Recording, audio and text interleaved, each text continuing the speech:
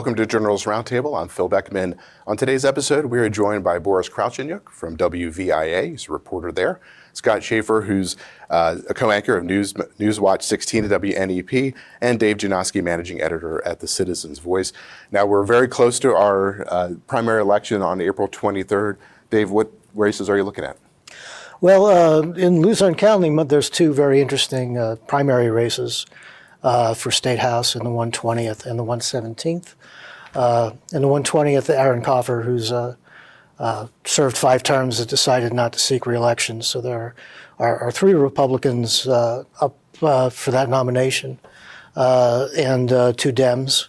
That race has kind of become kind of heated within the Republican Party. There's been a schism in the county Republican Party with the chairman and vice chairman both resigning over some internal arguments about the direction of the party.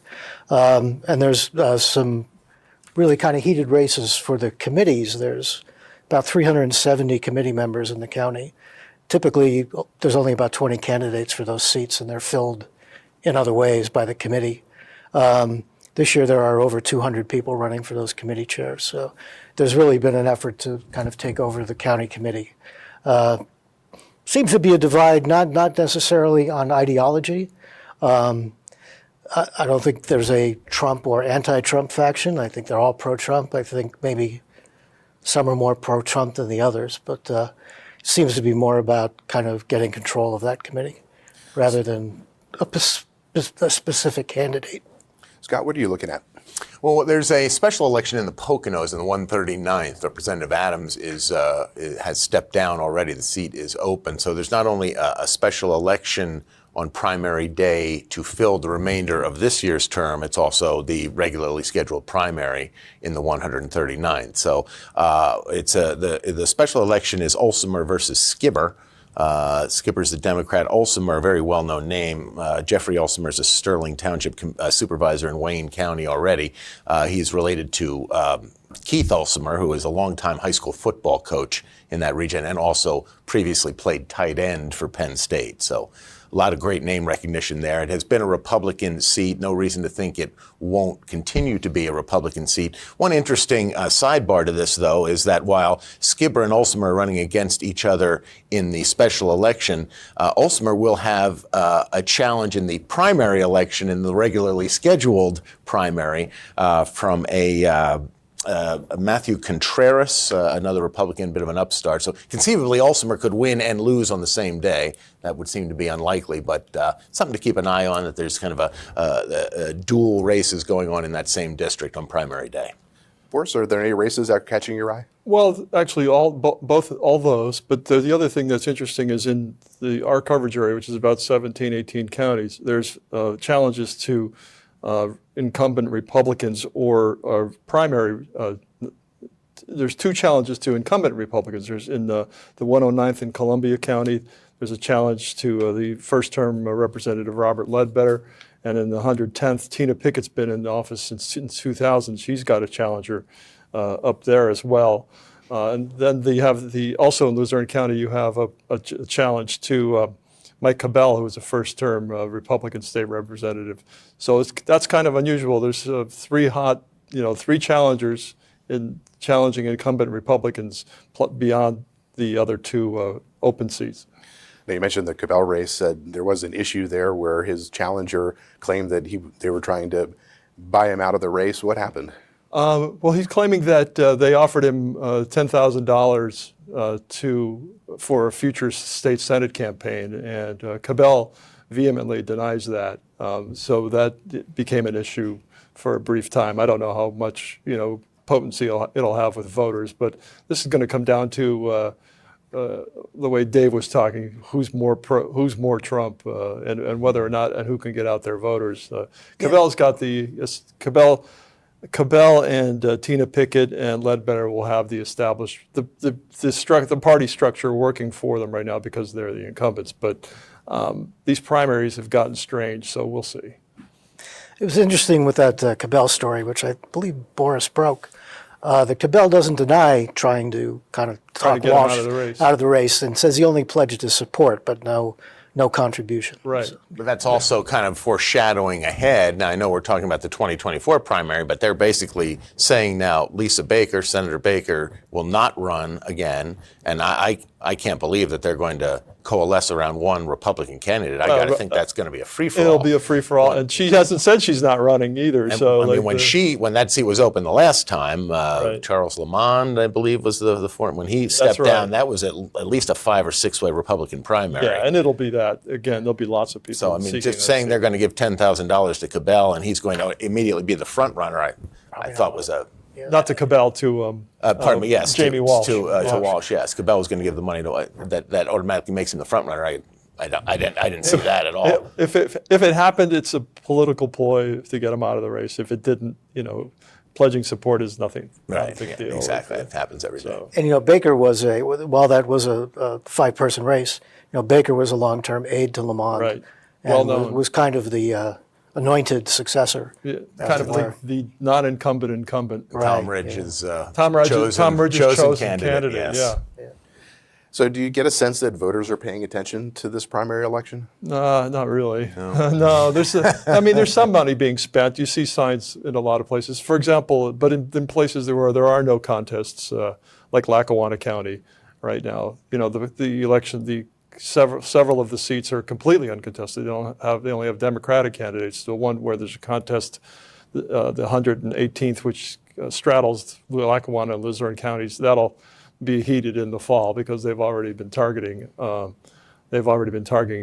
incumbent representative. He's a Democrat named Jim Haddock, so that'll be contested. But for the most part, the dominant race is the Attorney General's race, and I don't think, that's a name ID race right now with, on the Democratic side, Gene DePasquale, and on the Republican side, David Sunday, mainly because he's got the party endorsement, no other reason, But, these are strange times, so who knows? Now, do you think that voters see this election as something where there's a lot at stake? In the fall, they will. And once we get into the presidential, and I think That's what everybody's kind of waiting for. right. Yeah. One of the races that I'm really interested in seeing is the one in the 8th with Cartwright, Democratic incumbent in Congress. He won the last 2 elections by very slim margins over Jim Bognett. This time he's going to be going up against a local businessman, a 33-year-old guy named Rob Bresnahan, who's gotten some support from the National Party. I think Steve Scalise, the House Majority Leader, was just in town. He's pretty well financed. He's got about $600,000 in the bank. $400,000 of that is his, but it's still a pretty good war chest to get started with. So I think that's going to be a really hot race in the fall. So will the Allentown race, Susan Wild, again, that'll be another, that'll be hotly contested as well. Or is she right about the 8th with Cartwright that he's been winning, but his margins have been decreasing over Right. time? Is Yeah. that a trend that you see continuing? Maybe, but he's also had the advantage of incumbency in getting a lot of things done. And in the last few years, he's really started to bring home money. So I don't know. I don't know that in the old days that was a sure sign of political strength. I don't know how it is in these times. What issues do you see candidates emphasizing? It's early. I think we're going to start to hear about abortion quite a bit, especially now in the aftermath of the situation in Arizona. But the economy is going to be the hot button issue, I think, up here for the most part in the fall. So there's that old saying, "It's the economy, stupid." That goes back to the 90s. It always, yeah. Yeah. But we have unemployment's pretty low, 3.4% around there. How's the economy in this area, and how do you think that will affect some of the races that we've been talking about? The economy here tends to lag behind the state and national numbers. So the unemployment, while at pretty low levels, is still a tick higher here than usually elsewhere in the state. Yeah, the market's great. The stock market seems to be roaring, but prices are high and everybody's grumpy. That's how I see the economy. Right. And so the Democrats will de-emphasize the economy, although, he'll also make the argument that it's a whole lot better than, and I'm talking about Biden, he'll make the argument that it's a whole lot better than when Trump left office. And the inflation that came out yesterday, 5% higher than they expected. Some of that may matter. If it stays like that for the next 6 months, then he'll have more serious problems than if it starts to go down. And if interest rates start going down, that could help. This race is in Pennsylvania, and I think nationally is going to be won on the margins. Little things are going to mean a lot more because it's going to be really tight in most of the same places it was 4 years ago. Are you seeing local and state candidates in this area associating themselves with their national parties or trying to distance themselves from them? Too early to tell. Trump. All the Republicans will certainly bow down to Trump. That's whoever the nominees are will pledge loyalty. That will absolutely happen. And I think in the Cartwright case, he's pretty tightly bound to Biden. And, whether he likes it or not. Yeah. And, Biden will be strong in Lackawanna County. One of the interesting things in Luzerne County is the shift toward Republican registration. If you go back 10 years, I believe Luzerne County was 57% Democrat, 33% Republican. Now it's 44% Democrat and 42.5% Republican. And that's a trend that really accelerated during the Trump years. So while Cartwright and Biden will likely do very well in Lackawanna County, Biden lost in Luzerne County last time, as did Cartwright. So the margins in Luzerne will be important. One of the guys that you're going to see a lot in this part of the state is Josh Shapiro. He's very popular up here. He won Luzerne County to get elected governor. And his numbers are much, much better than Biden and Casey in Pennsylvania, his polling numbers. So you're going to see both of them, him hanging out with Biden and Casey and them wanting him around. I don't see any way that Casey or Cartwright, for example, can get away from Biden, but it won't hurt to have Shapiro on the stage with all three or all four. Have you been seeing some of these major candidates come through the area? Have they been giving the area attention? Not yet. They will. Trump's in Lehigh County on Saturday. Yeah, he's coming to Lehigh Valley this weekend, and you're certainly, the president will be here at some point, no doubt. Now, you've talked about some of the changes in Luzerne County. How would you generally describe the political climate, and how does it change from, say, maybe 10 years ago? Oh, this was a solid Democratic area. Luzerne and Lackawanna County were Democratic counties forever, and both of them have lost huge numbers of Democrats. As Dave pointed out, the registration in Luzerne County is almost even, and it hasn't been like that since the 50s. In Lackawanna County, they're now down below 80,000 Democrats.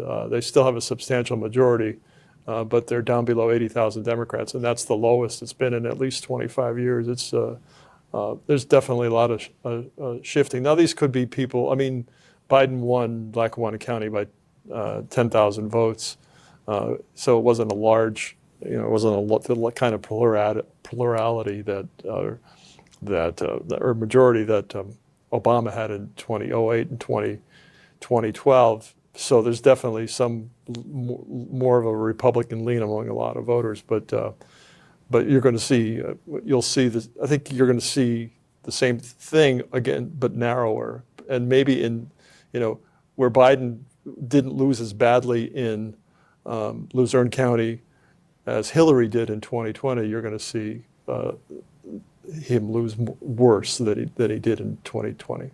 In Luzerne County? In Luzerne County. I think so, yeah. I mean, that's the trend. I mean, we still got 6 months a little under 7 months to go to the election. So they've all got time to make their case, but there's trends that are unfolding here. And the economic one is the one that's really working against them.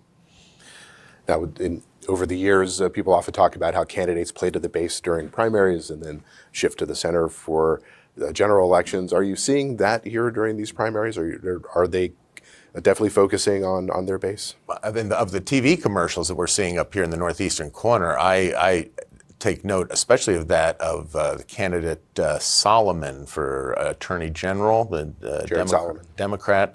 I mean, his ads are straight, to the Democratic base. These ads that we're seeing up here, I got 100% from Planned Parenthood and an F from the NRA, and I'm darn proud of it. That certainly could be very helpful to him in a primary, but in a general election, he's going to have to, scale back on that if he is indeed the nominee, if he were to win the nomination. Because, prior to just, 2012, the Attorney General had been exclusively a Republican office since it had been an elected office in Pennsylvania. Now, things changed in 2012, Kathleen Kane, and then Shapiro won twice. So the Democrats have had great success over the last decade or so, but I don't know that Pennsylvania has reversed that much, that is now a Democratic stronghold, that office specifically. And I thought that's a tricky campaign strategy for him for now. Anyway, my thoughts. Now, Craig Williams, you mentioned the Attorney General race, and Craig Williams is going up against Dave Sunday on the Republican side. And he said at a recent event, he said that the Pennsylvania GOP is on a precipice. It's about to become irrelevant if we don't start winning some elections. So has that changed to Democrats winning the Attorney General race? Is that having a larger effect? And the judicial races, too. Prior to 2016, the Republicans statewide were on a pretty bad losing streak. They were not doing real well. 2016 changed that. Toomey got reelected. Trump won Pennsylvania. Stacey Garrity. That was 2020. 2020, Trump lost, but DeFore and Garrity both kind of came out of nowhere and won those 2 row offices in 2020. And they're both up for reelection this year. It's really kind of hard to. It's really kind of hard to measure. Trump has changed things across the nation and certainly here in Pennsylvania. I think this year will be a real barometer on his strength in the Keystone State anyway. And I think it makes a big difference when Trump is on the ballot. No doubt. There are voters who are turning out who may not turn out on off years, who will be more disposed to vote Republican when they're turning out for Trump. One of the interesting races we're really looking forward to this year is Bob Casey and whether he can win another statewide election to the Senate. McCormick seems to be a relatively strong challenger. Seems that race will hinge mostly on who is more Pennsylvanian. Seems to be the main topic in that race. And the top of the ticket, I think, is going to play a big role in that too. I don't see McCormick winning if Biden were to win Pennsylvania. That's probably true. I could see Casey winning if Trump wins Pennsylvania. Well, that's the other thing is that Casey's polling numbers are better than Biden's in Pennsylvania right now, and if maybe it could be that the way this goes is that Biden really needs Shapiro and Casey's help in Pennsylvania. That could be true.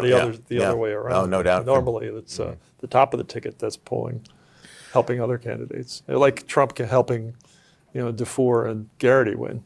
Even though he didn't.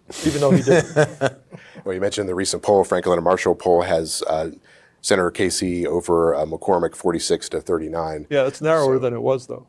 So does he still have his family's been in politics for a long time. Does he still have the benefit of that name recognition? Casey, definitely. Certainly in this region, and I think even statewide. Well, the Casey Democrats were up here and in the southwestern corner, and the southwestern corner is pretty red now, as much as I don't get down there too often. But if he still has any support down there, that could make a huge difference. What he does is narrow the margins for Democrats in places like that. He doesn't. Democrats don't win them anymore. But that the other trend that gets overlooked sometimes is the population loss in the West. It also limits the damage for Democrats. Because people are leaving those counties. And so more of the population shift has been east, and that favors the Democrats. The Democrats are going to rely, as they have for quite a while now, since Ed Rendell especially, on the southeast. Those Philadelphia and those 4 collar counties. That's where they need to pile up their margin, and that's how they're focused. That's why Jared Solomon isn't as worried about being, 100% having a failing grade from the NRA, and a lot fewer people carry guns in those places. Talk about that local connection. You mentioned Senator Casey, of course, has it. President Biden also has a connection to the area. Is that significant for him? Will that be enough to drive voters to the polls? Will it be enough to have people vote for him? It used to make a huge difference, but in 2020, when Biden won Lackawanna County by only 10, a margin that I thought was much smaller than, it was much smaller than Obama won it when Biden was the vice president, and both times. And so it's not the same home court advantage that it was. So as you've been watching this primary election unfold, has there been anything that has surprised you? No, it's been pretty dull. Like other than the fight in Luzerne, like the couple of skirmishes. There's skirmishes. There's nothing. Right, not an outright war. There's also a home rule measure in Luzerne that's going to be to form another government study commission. Luzerne County has been home rule for about a decade with an 11-member council. So now they're going to have a vote on whether to form another study commission to change the form of government or make some alterations. Though even that's not a big topic with voters, it doesn't seem. We talked about perhaps the lack of enthusiasm among voters. Do you see the parties putting in extra effort to build some enthusiasm for them? They're working on it, but they don't have a lot to do right now. The thing that's everybody's kind of, it's like almost like a stasis until we get past the primary. Then, then it'll be like a free for all with Trump and Biden leading the way, and then it'll be. I think the Senate campaign will really heat up. The biggest difference that I've seen in all the years I've covered politics is like you didn't go up on TV. You didn't start running TV commercials until late August, September. Now they start in July if they have the money. And most of the times they now have the money. They start in July. And the Democrats have done a good job painting McCormick as somebody who doesn't, he may be from Pennsylvania, grew up here, but he doesn't live here. So Democrats really scored on that early on, painting him that way. That it got a lot of coverage early on, and they started running some ads. And they have painted him a little bit into a corner, and that's what he's going to have to. That's why he's got a bit of a higher climb. Like Trump and Biden are real close. Biden, McCormick, and Casey that race is not quite close yet. Now, has the lack of drama at the presidential level in terms of the presidential primaries kind of trickled down and affected the other races as well? Well, the campaigns will tell you no, but for the average voter, yeah. There's still some drama because there's other people on the ballot. Nikki Haley's on, and the fellow from Minnesota whose name escapes me, the congressman who ran against Biden in Dean the primary. Phillips. Thank you, Boris. That's why you're here. They're still on the ballot, and I guess that will certainly be something to watch. How many votes do they get as almost protest votes within the party? Within their own party in the primary. It's something to keep an eye on. I mean, I don't expect it to be significant, but if it is, it'll be something to talk about. I think there's an exhaustion with the whole Trump-Biden, just like there is nationally. There is a kind of disappointment that among voters at the choices they're going to have in November. There's one thing that'll be interesting. I want to see in the numbers locally in the primary, but that group that's going around trying to get people to vote, not uncommitted, but maybe to write in uncommitted on the Democratic ticket as a protest vote against Biden. We'll see if that has any strength. It has in other states over Israel and Gaza. Now, we only have a few minutes left, but give us a sense of what it's been like to cover this election as reporters.